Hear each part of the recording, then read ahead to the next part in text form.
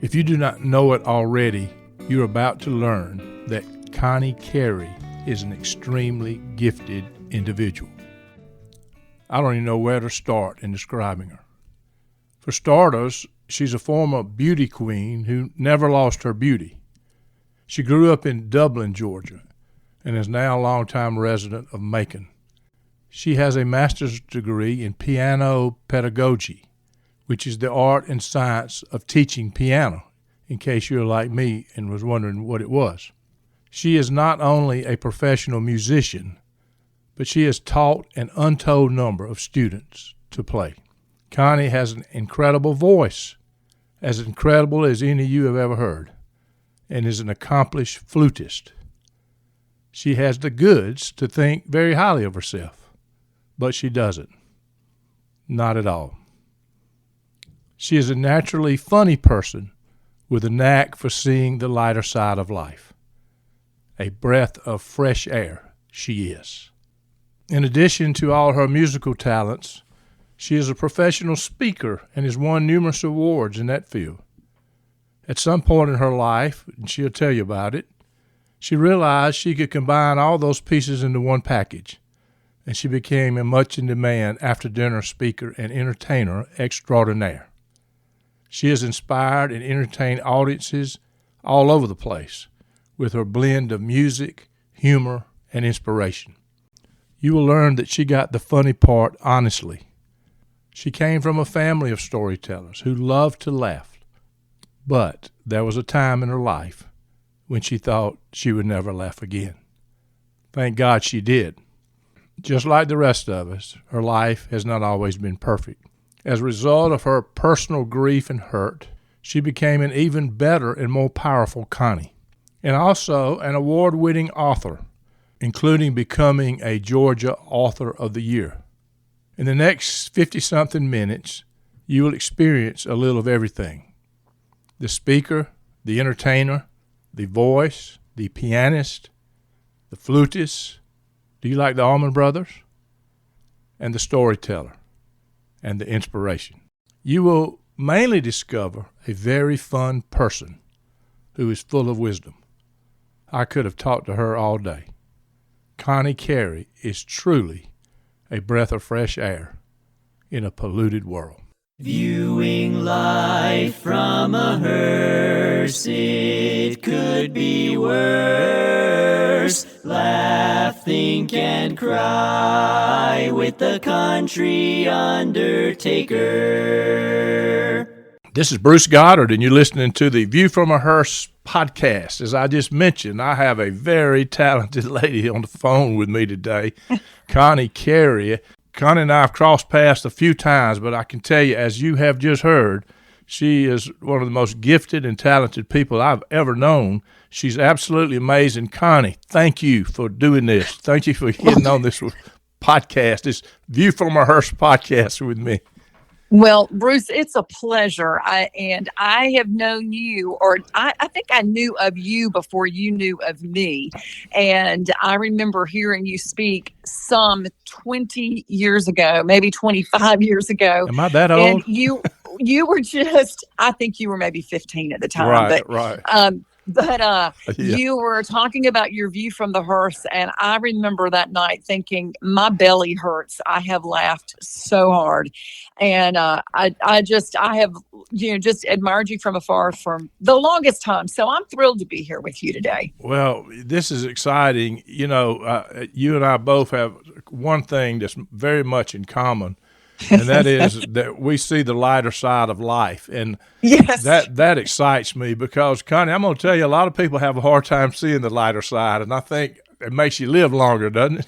They do have a hard time with it, Bruce, and I think their lives are harder and maybe even a little shorter because of that. I say the same thing. I really believe that's true. So let's get started and just talk a little bit about what you do. I know you're a humorist, you're a musician, you're a professional musician, professional singer, you're a professional flutist.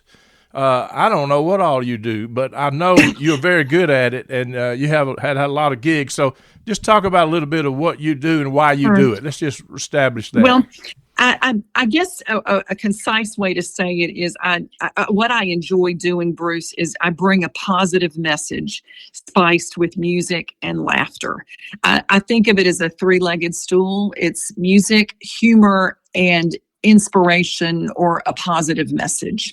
Well, I can give the positive message and I can give some humor, but I can't play the radio or sing. That's got to be fun, what you've been doing. So talk about, you've been around. Talk a little bit about how you got to getting invited to speak to these events and stuff, or entertain at these events. Is more than speaking, for sure. I'll tell you, I grew up in a family that I would say I'm the least funny person in my family, in my immediate family. And my mom and dad were just, they were great storytellers. My brother is a consummate storyteller, and I'm the least of them. I really am. But I grew up in a family that loved to laugh. And I also grew up with parents that were musicians. My mom was a pianist, and she taught piano. And for some years, my dad wasn't a professional musician, but he had a great voice. They both sang in the choir. And I remember just, hanging around the piano after dinner sometimes, and Mom would play and we'd sing. And so I guess that was a natural part of life. But I tell you, in my adult years, people tell me, they would just tell me that I was funny. And I would say, well, I appreciate that. And of course, I was a musician. By this point, I had gone to school for music, and my master's is in piano pedagogy. But one night I was at church, and my church brought, every Christmas, they would bring a speaker to our outreach for women. It was a big outreach to the community. It was a ladies' evening, ladies' night out. And they bring a women's speaker, and she would be a musician and a humorist. And then she would bring a message of inspiration. And the first time it happened, I was sitting there in the dark, watching this woman, and I was thinking to myself, these are all the things I love. Right. Music, humor, inspiration. This just resonates with me. And at the same time, Bruce, somebody from the row behind me tapped me on the shoulder and whispered, "You ought to be doing that." That's amazing. And I just began to think about it. And so I just began to put my name out there and just tell people, look, if you need a speaker for an event, I'd be glad to come. And I guess that's just how it started. Yeah, and then what happens is you go one place, and somebody in that audience hears you or sees you, say, we need to get her to go there. You go to these places, and then you sit there signing up for other events when you go. As you know, that's just the biggest compliment there is. Oh, is my when goodness. Somebody in the audience comes up and says, I'd like to book you. I guess that's really how that happens a lot. And I started doing this before the days of websites, but somewhere back in 2011, I just decided, I was a little bit embarrassed to do it even. I thought, man, this just sounds, I don't know, kind of uppity. I don't know. I'm just going to make a little website. And I thought, Bruce, I have no tech ability. And I thought, well, I can figure this out. And I showed the tech guy at our church. I said, hey, I'm working on a little website and just trying to get me up a little website. And it was horrible. And he looked at it, and I know he must have just thought, oh, bless her heart. And he just said, I tell you what, how about if I just help you? He was a gift from heaven, right? Oh, he was. And I've been working with the same guy. And so I guess that was 2011 is what I guess I would call that when it became official. When you talk about that, I mean, when I first started doing this, and this was, for me, it was like end of 1994, 1995. And I was so nervous about going out, and because I thought people were going to think I was making light of death. And, what I was really doing is being funny about life, the quirkiness of life. But what I noticed, people would line up afterwards, and it was not really at the beginning. It wasn't that I want you to speak at my group. It's I want you to bury me when I die. That's what people were saying. So I knew that what he was doing was working. So that's great. And the other thing you said that really hit with me is, and I know people out there need to hear this, I grew up in the same environment. I didn't grow up. My sister played and my mama played the piano a little bit, but nothing like you do. But we grew up laughing. We grew up sitting around telling stories. Mm-hmm.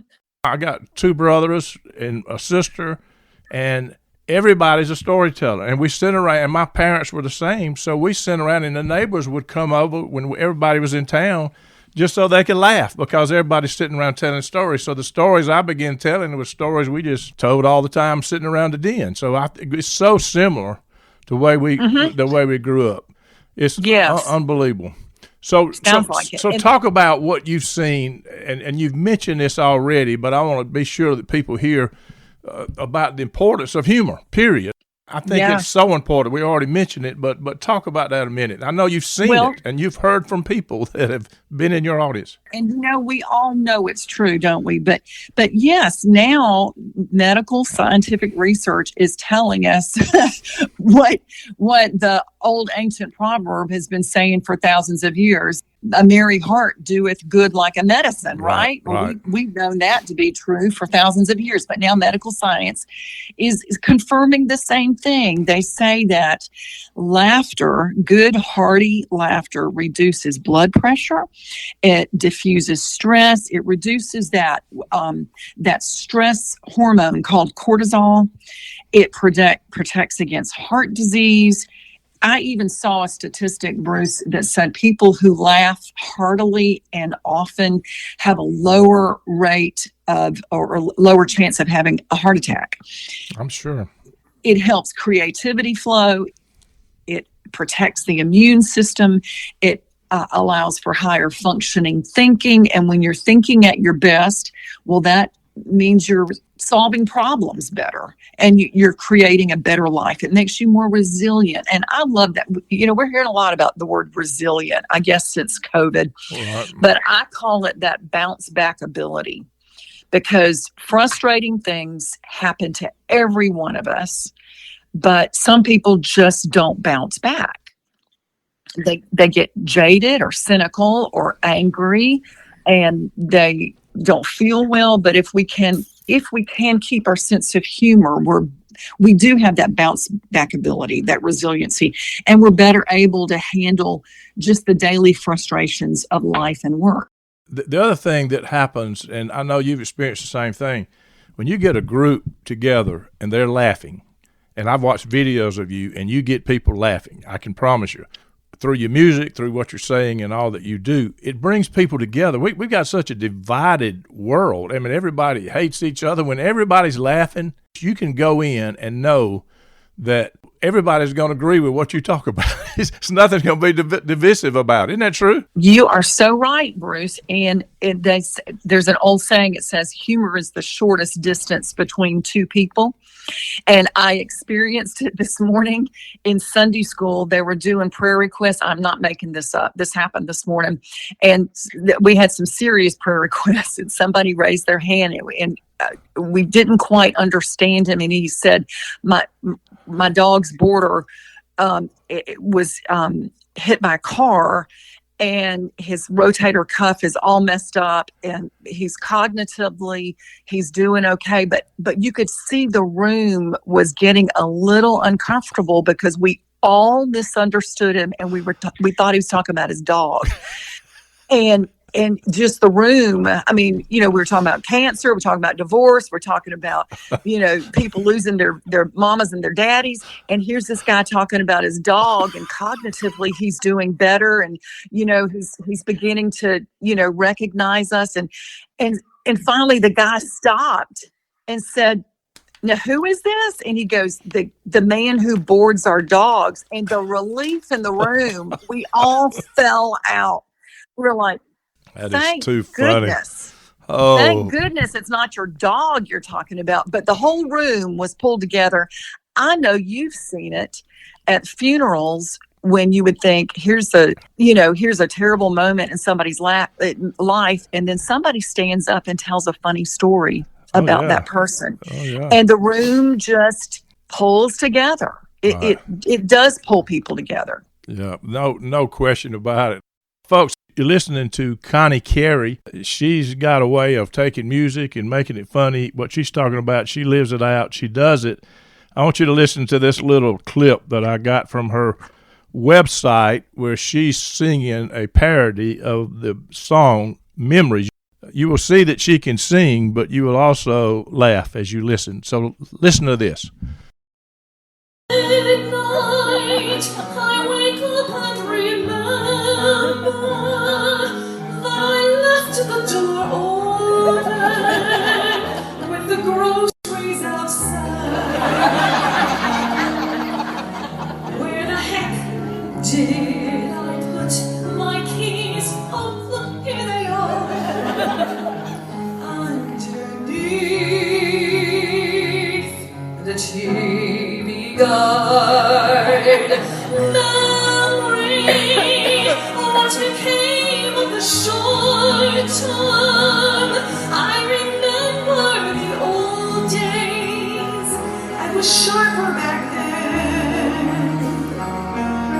If I eat fish and work the crosswords every day, will the brain cells grow again? Connie, as we know, we love to laugh and we love to see the humor, and thank God we've got the ability to see the humor, and so does a lot of other people. But this life also has a little stress in it, and I know in some of your talks you bring in this fact because you know people are listening, they're glad to be laughing, but they know they got to go home and deal with whatever they're under stress about. So talk a little bit about stress from your perspective. Yeah, I agree with you, Bruce. Everybody has stress in their life, some more than others, but we all face unpleasant circumstances. And that tends to have stress, or maybe it's difficult. You got a coworker that you have problems with. If you can find some humor there to help diffuse that stress, all the better of getting someone to, let's just be on the same team together.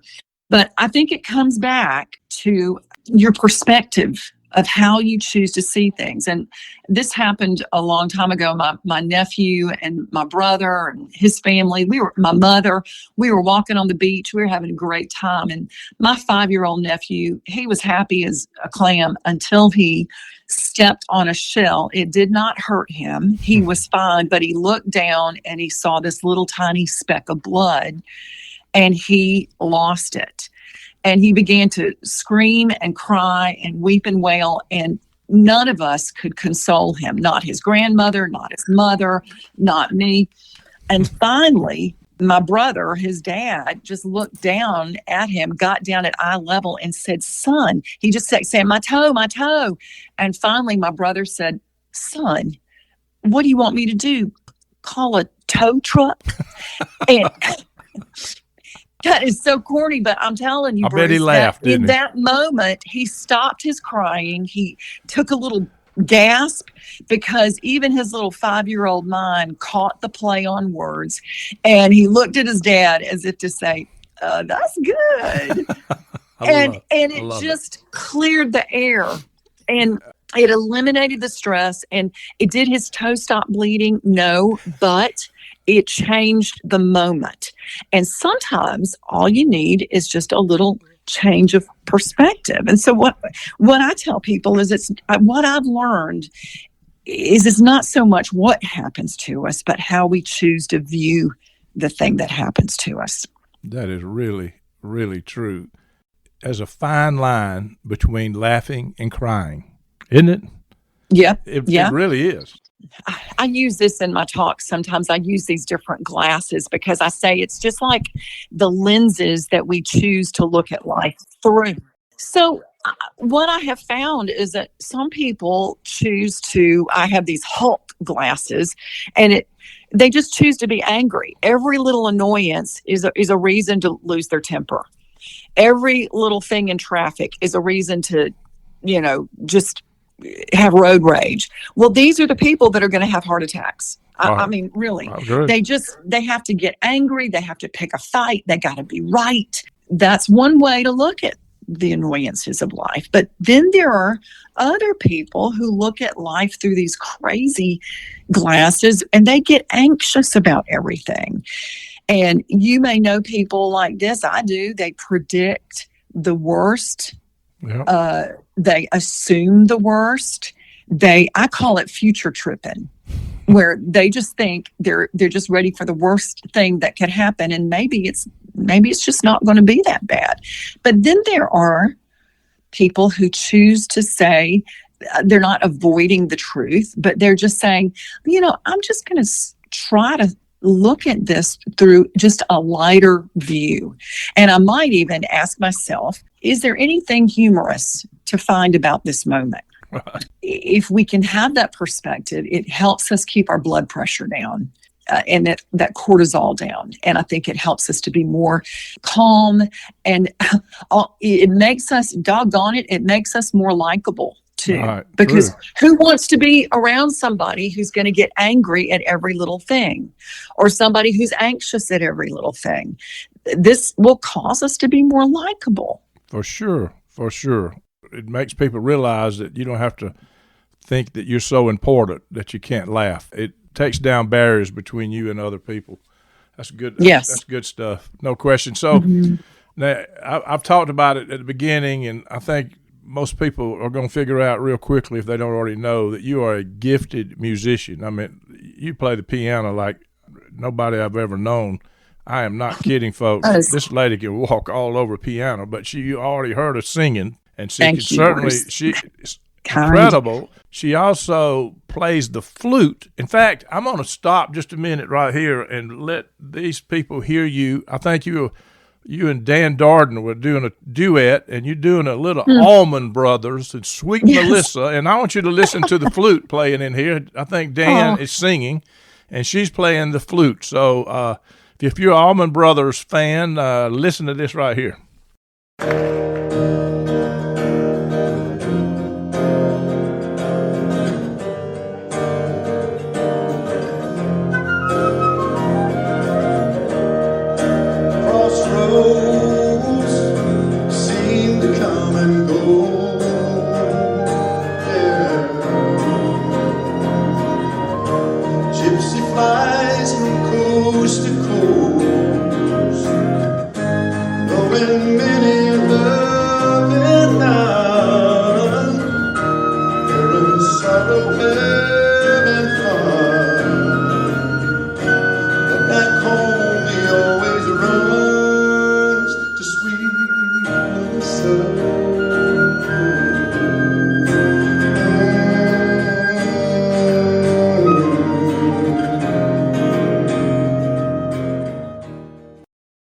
So, Connie, people obviously have already heard you singing. We're going to have a little piano music here in a minute. You play the flute, but you've also worked at learning to play the guitar.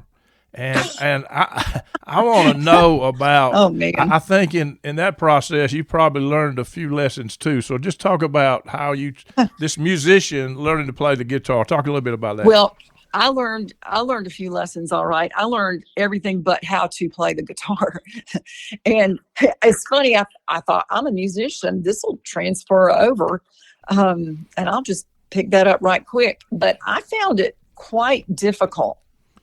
And I found that I was so bad at it that it even made me laugh. And I had the shamelessness to even use it in a presentation that I've had a couple of times. But my point being that, hey, let's not be afraid to try something new, and let's not be afraid to not be great at it. Sometimes things can hold us back. Well, gosh, I want to try something new. I want to do this new thing, but what if I'm not any good at it? I think sometimes it's just fun to try something new. It's, goodness gracious, it's great for your brain. They say it activates all that stuff that pushes back dementia, and I'm all for that. Me too. Me too. So I'm sure I got some good brain activity out of it. My guitar playing is horrible, but I am proud of myself that I was willing to try something new. You know, when we're kids, we're just chomping at the bit to try something new. But as we get older, we tend to just want to do the familiar stuff. So I think it's good for us every now and then to try something brand new. So that was my experiment with that. So, folks, what you're hearing is typical Connie. She's got this humor, and she tells these stories, but she looks for life lessons in everything she does. And when you leave after being in her presence, you're going to feel better about life. You're going to be challenged, and you're going to be smiling. So that's the gift she has with all that she does, and I'm sure there are other things that you'll feel. So one of the things that people ask me about a lot, and I'm sure you've got the same, I know you've got some favorite stories that you tell when you get on the stage. I know what is, for most part, is going to bring the greatest response, and sometimes I have to bait the audience a little bit to see what they're going to laugh at. We're going to talk about this crowd dynamics thing because I think people would love to hear about it. But just talk about a couple, or tell a couple of the stories you tell that you love to tell that people love. Well, my favorite stories are true stories. And you don't have to worry about, when you're telling a joke, you're repeating a joke. Well, gosh, somebody else has probably heard that joke. And so, but when it's your own true story, you own it. And as you know, the funniest things are the stuff you couldn't make up. But very true. I love it when it really highlights a message that you're trying to make. So when I'm making the point that humor helps us not take ourselves so seriously, I'm reminded of when I first began teaching piano. And my high school piano teacher had been so inspirational, and I wanted to follow in her footsteps. And I was straight out of graduate school with a degree, and I was setting up studio, and I just wanted to make a difference in these little lives and the way that my piano teacher had made a difference in my life. And one day, this little 5-6-year-old girl named Carly, she goes, "Miss Connie, why do we have to practice?" She says, "I love to come to piano lessons, but why do I have to practice?" Well, I knew right there, Bruce, that was a moment that I was going to be able to make an impact in this life. And probably years later, she'd look back on this and know that this was just a great moment that someone had invested in her life. And I know enough about kids that if you don't have eye contact, if they're not watching you, you don't have their attention. So just drop it and move on. But she was mesmerized by my face. So I just kept going. I said, "Carly, the first time you work on a little piece, it doesn't sound real good. And the second time, it doesn't really sound much better. But if you keep working and just keep plugging in there, one day you're going to turn around. Your pieces are going to sound really good. And if you keep working," now mind you, I'm watching her face. She is hypnotized by my presence, never taking her eyes off my face. So I knew it. I knew that I was investing in a life. On and I went. And finally, I ended up by saying, "And one day, Carly, you're going to have a gift that you can share with others to make a difference in their lives." Finally, I took a breath and I said, "So you understand what I'm saying, Carly?" And she goes, "Miss Connie, you have hairs up your nose." That brings you back down to earth a little bit. Right? I'm just saying, Bruce, that is the moment I decided I don't think I need to take myself quite so seriously. And whatever honors and accolades I might be fortunate to get throughout this life, I'm just going to never forget I'm just a lady with hairs up my nose. Yeah, somebody out there is looking at the hair in your nose. Isn't that amazing? I'll never forget, early on I was speaking and I was in a church, and I noticed some people down front, young kids, teenagers, were laughing harder than anybody else. And I thought they were laughing when you were not supposed to be laughing. And I thought, man, I must be good. I'm doing good up here. They got these people laughing. When I got through, one of the guys came over there, "Sir, I hate to tell you this, but your pants are unzipped." So that kind of brings you back, doesn't it? Well, it'll just bring you right down there. You may choose to cut this one out. So I doubt it. But when I was leading worship, felt my job every Sunday morning to be the one to say, hey, we're so glad that you're here today. If you don't mind, if this is your first time here, if you'll fill out the card in the pew ahead of you and put it in the offering plate, the ushers will be glad to take that. And someone will contact you this week. And we're just so glad you came. And now let's stand together as we sing a song. And what I was trying to say was, let's greet each other with a grateful heart. But I got twisted up, and it just wouldn't come out. And there I am. And let's just greet each other with a great fart. And, oh my!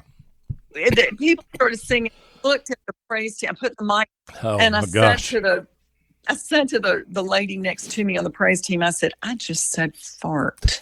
And she said, yes, you did. I said, I could die. And she said, look, it just went by so fast. Nobody heard it. I said, really? Right. And everybody's singing. And just as soon as she convinced me, I turned to the left, and the youth group was all in one section, and they were weeping. They were doubled over weeping. So I was like, yeah, that did not go over people's heads. But oh my. If you do the stuff you're doing, that stuff is going to come out wrong. I can promise you. Over time, it's going to do it. And yeah. you and I both could do a talk on our talks, because there's some funny things that happen out there, isn't it? And yeah, the bloopers. We should do one on the bloopers. Yeah, just the whole deal of being in front of people and what you see. People don't realize when you're on stage, you see everything that's going on out there, and you learn about crowd dynamics. You learn that this is going to be difficult before you ever get up to talk, or this is going to be great before you get up and talk. I've noticed, yes. You probably noticed the same thing, and if you get a room where it's crowded, it's tables, and everybody's packed in, that's the best crowd to get, especially after dinner, they've eaten. If you get a big room where you've got tables set up and there's a whole lot of empty space, you might have to walk out among them to even get their attention, right? You're absolutely right. And I'm going to tell you something that I thought was going to be my worst speaking engagement that turned out to be maybe my best, or one of my favorites, is I was asked to speak at a corporate thing, and they were having a retreat. So it was not their normal place. It was out of town. And the event planner assured me, I said, these are the things that would be helpful for me to have: a PowerPoint capability. And then I was going to sing a song, and the accompaniment was programmed into my PowerPoint, right, you know? Right, yeah. So it was part of that. And then a piano. All right. So I needed all those things, and I was kind of like dead in the water if I didn't have them. And I got there, and I took one look at that piano.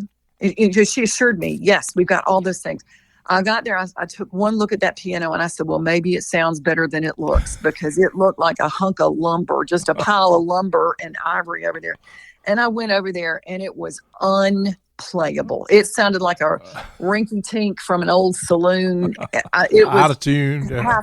Half the keys were missing. I mean, not just out of tune, they wouldn't play. Okay, so all right, that's out. Okay. And then I saw her working with a tech guy, and they were struggling, and they said, we can't get the PowerPoint going. And so I wasn't going to have my PowerPoint. And then my song, which was crucial, which I kind of don't leave home without it, was built into my PowerPoint. So that meant I didn't have that either. But I had just been to a speaker seminar where they said, your job is to make sure that your event planner is thrilled that they called you. Your job is to make your event planner, your meeting planner, look great. And I could tell she was getting more upset. And she says, I'm sorry, you don't even have the tools to work with, and it's all my fault. And she was just rattled beyond belief. And so I just lied like a rug. And I said, listen, this is no big deal. And I'm thinking, I'm dead in the water. But I was like, this is no big deal. It's going to be fine. She said, what are you going to do? I said, I'm going to tell stories. We'll be fine. And I stood up there and I told stories.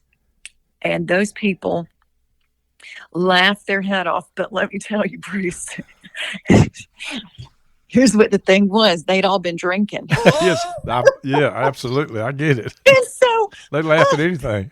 I know. And so They were not to the point that they were rowdy and obnoxious. They were just happy. Yeah. And they thought I was 10 times funnier than I was. And so everything I told, they were just, it was a fabulous audience. And we went back after I was done. I went back and visited with her, and she said, I will never forget what you did. And I just thought, man, if that's not me having to take my own medicine of, finding the humor and, keeping a good sense of humor when things don't go right, I really had to take my own medicine. Yeah. But I did discover that my target audience is people who've had a little bit to drink. I've noticed the same. I can tell you, we got listeners that are thinking about being speakers and being entertain people by speaking. We're going to scare them to death. But the truth is, you got to be flexible. You don't know what you're going to walk in. I've been in the same way where the microphones didn't work. The place was, you couldn't hear. There's so many different things. I'll never forget. I think I was in Alabama, and I was speaking to this small community, and it was at their fire department, and it was packed. And I was thinking, I'm sitting at the head table. A friend of mine who was a retired minister rode with me over there, and he was sitting with me at the head table. So I was thinking this is going to be a fun audience. And then right before I got up, they brought the fire chief in a wheelchair who was dying of cancer. And, here I am supposed to be a funny funeral director. Just think about that. And I'm thinking about what in the world am I going to do? And my friend, Julian, who was sitting with me, he whispered to me, I can't wait to see how you handle this. I mean, everybody was telling him goodbye. Everybody was crying, and then all of a sudden they turned it over to me. And I'm thinking, did they even know what I'm speaking about here? I was about irritated. So what I did that night, I started serious. I always end up serious when I speak. I start funny and end up serious. I just did the serious part, not knowing if I'd ever get to the funny part, but I ended up doing the funny part, and it worked. So you got to be flexible. That is for sure. Man, they put you to the test with that one. Yeah, you get tested out there. I know you know it. You don't ever know what you're walking into. I've never had much of an advanced person, so I don't know if I'm speaking to 50 people or 1,000 most of the time when I go. So you better be ready to be flexible. That is for sure. Yeah, and if you speak on keeping your sense of humor, well, you better keep your sense of humor. I mean, it would be awful if I got up there and had a hissy fit because something was wrong with the tech. Yeah. So I have to really, I have to follow my own advice. The other thing that happens, Connie, is what some groups find funny, some groups don't. So you got to be flexible. I have funny stuff. I got plenty of material, and I got plenty of serious. I just move to serious quicker. If they're not laughing, I just move on to something else. That doesn't happen much, but it has happened. I mean, I remember one time I was speaking to a nursing home lobby. I didn't know. I thought it was it said some senior citizen stuff, but people didn't hear a word I was saying. I was speaking to myself, and I was, what do you say funny to them? All kind of stuff goes on. So the other thing that I know that you've got a very supportive hubby. Talk about that. It's been a blessing for me to have Kathy supporting me as I run all around everywhere. Talk about him and his role in what you do. Well, my husband, John, is just, he is so supportive. We've been married 21 years, and I love him so much. And he's more proud of me than I deserve. And it makes me feel so good that I've got him in my corner, and he will take me to these ladies events and sometimes be the only man there. And he'll just say, I say, I'm happy for you to come. There's not going to be any men there. He says, I won't mess up your mojo. I'll just be in the corner. He says, I just want to hear you speak. And he's heard all my jokes, 100, how many times, but he's so sweet. But I will tell you, one time, Bruce, I was playing for a wedding and I was playing the prelude music and playing all these love songs. And my husband was out, and I had a straight shot of vision toward him. We could see each other. Right. Our eyes could meet easily from where I was sitting and where he was sitting. And as I played these songs, I just started reminiscing about our wedding day and, just the blessing of him being my husband. And I just was really kind of emotional. I was just so full emotionally, just thinking, wow, that was a special day. And it was as if we were speaking the same language. We were thinking the same thoughts, because as I looked at him, he raised his fingers up to his lips to blow me a kiss. How about that? And as he did, I thought, I am so proud of him. And he is so proud of his brand new jacket, because on his forearm was one of those big old tags, like 4 inches by 8 inch tags that you guys have on your jackets. And there he was with the tag on his jacket. When he raised his arm, you saw it. When he raised his arm to blow me a kiss, I could see it like big as day. And you went from a touching moment to trying to keep from laughing out loud, right? I went from the mountaintop to the valley, and I kind of shook my head like, mm-mm. And he looked down and he went, oh gosh. But he was sweet. He let me take his picture with that big old tag showing. It was hilarious. But there you go. He was willing to laugh at himself. But he does support me, and he loves to go with me, and when I speak. And most times he does go with me. So he's very supportive. So I'll tell you a funny story. You just reminded me. So I was actually in Dublin. That's where you're from. And I was speaking to a ladies group. It was something like in Dudley, I think, right outside of Dublin. Isn't that in Dudley? Isn't that where that is? Yes, it is. So I had a big crowd. It was an all-day conference, and I was speaking in one session. So Kathy went with me, but she used to. And I was back when I'd done this thing so many times, View from a Hearse. Kathy knew every story. I mean, she knew how the punchline. She'd heard it so many times she could do it in her sleep. So we had all those ladies in there, and I did not tell her ahead of time. I called Kathy up on the stage. Oh. Will you give the punchlines to some of these stories? And so I would tell her, I'd get to the end, and she would announce it like a question, she was asking a question. That place was howling. I'm telling you, they were laughing so hard because Kathy, I didn't leave the whole time, but she was probably up there 10 minutes. And when we got back, everybody loved it. We got in the car, we were leaving. I said, Kathy, we got to take this show on the road. This is great. She said, don't you ever do that to me again. So that wrapped that up. She was a good sport, but she said enough is enough. She was great. She was great because it was funny. It was great. Anyway, what a story. So I also know, Connie, that you've walked through some tough places in your life. I don't care who you are. I think I kind of noticed that the sun shines and the sun goes down, and sometimes it's pouring down rain outside. So I know you, like everybody else, you've been through some tough places, and I heard you talk about the whole situation with your dad and how you began to navigate that. So just kind of bring that up so people can know that everything's always not perfect in life. Yeah. Well, I usually, when I have the opportunity, I tell folks, I say, hey, we've laughed a lot today.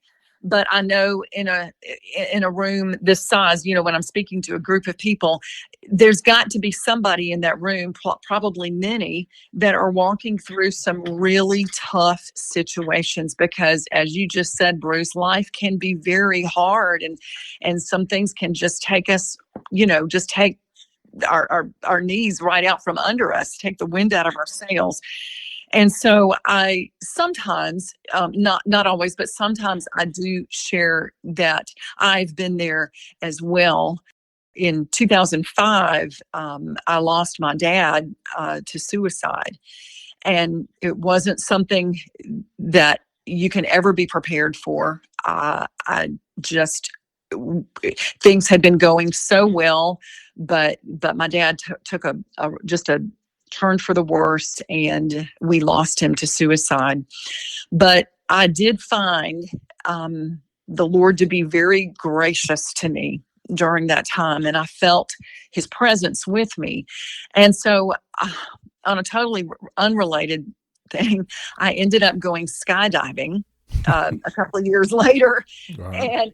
And I as I was going out the door, I thought, this is a lot like fall. You know, you feel like you're falling. You feel like, I thought this was going to be fun, and then they open the door and you go out and you think, oh, I'm falling, man.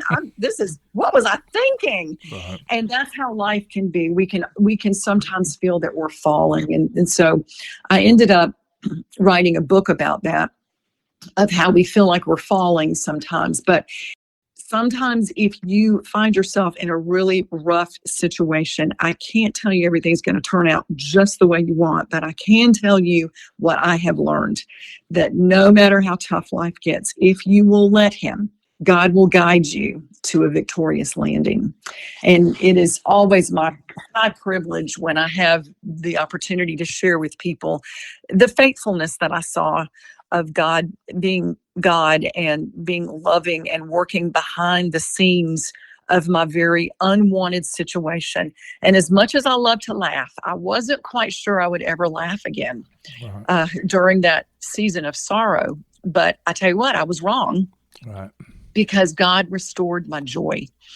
And that's what my book is about. It's called Falling Up, and it's lessons learned on the way down. And it's always a privilege. I call it a resource for people who are walking through a season of grief. But if you know someone who's lost someone to suicide, people tell me that it has been particularly helpful to them, and it's an easy read, and it kind of gets right to the heart of things. I think it's also helpful to anybody that's fallen, no matter what they're going through. I mean, it's whether it's suicide or something else. I know it touches people. How can they get your book, Connie?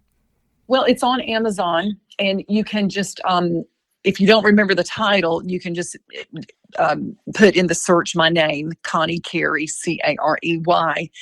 And the title of the book is Falling Up, and it's on Amazon. I know people are going to want to know this. How do they book you? How do they contact you to get you to speak to their event?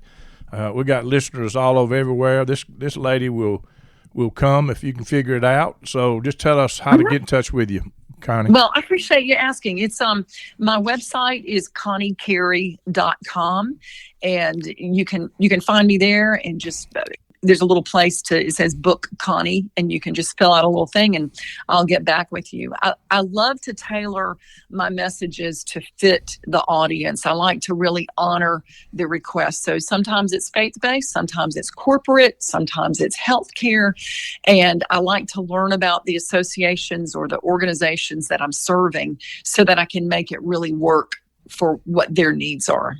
Well, you do an amazing thing, and you're definitely using your gifts to make the world a better place. There's no question about that. Also, I am positive, and this is just something that just personal I'll ask you, that you get feedback from people that keeps you motivated to keep going. I know for years I'd get all these letters, and I've kept them in books, and I quit doing that years ago, but I got all these letters when I wonder if what I did worked. Did anybody hear it? There's obviously a message, a big message. Overlapping message I'm trying to communicate. I know you've got some great feedback. So just talk about some of that stuff and how that motivates you, and how you've got messages from people that I heard you at the right time. If I hadn't heard you, no telling what would have happened and all that. I know you've gotten that.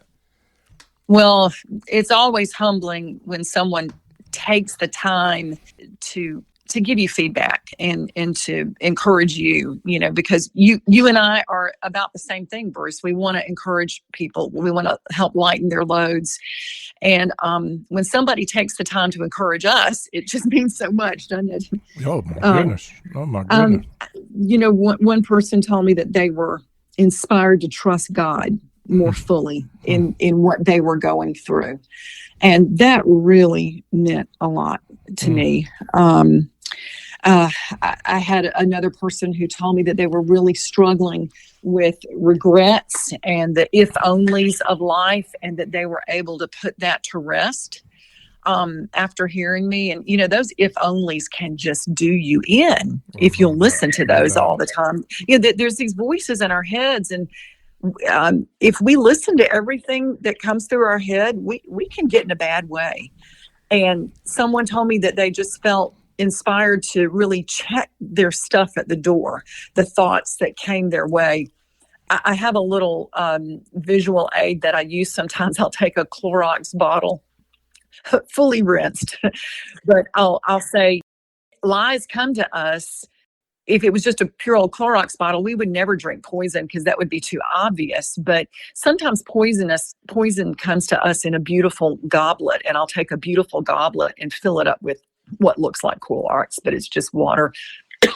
And I'll drink it down, and I say, check your thoughts with truth. And if they're not true, if they're not lovely, if they're not uplifting, then don't dwell on them. And somebody told me that really made a difference in their lives. Imagine. So, folks, if you wonder if somebody that's gifted with music, the spoken word, humor, what this lady does can absolutely change somebody's life. So it's another lesson is just get in front of these people like this. God's gifted this lady in a special way, and he what he's really doing is using her to touch people in ways that not many people can touch, and so many touching points. So it's pretty incredible, Connie. I'm just telling you, it's amazing. I want to ask you a difficult question. If there's a greatest lesson that you've learned in life, what would it be? Well, I think when my father died of suicide, my father was dealing with depression. I'm not sure what all he was dealing with, but I know that he just was not believing truth. He was believing lies. And I thought, boy, that's the devastating effect of what happens when we believe things that are not true. And it became very important to me to listen to truth and to really guard my mind and keep my mind healthy.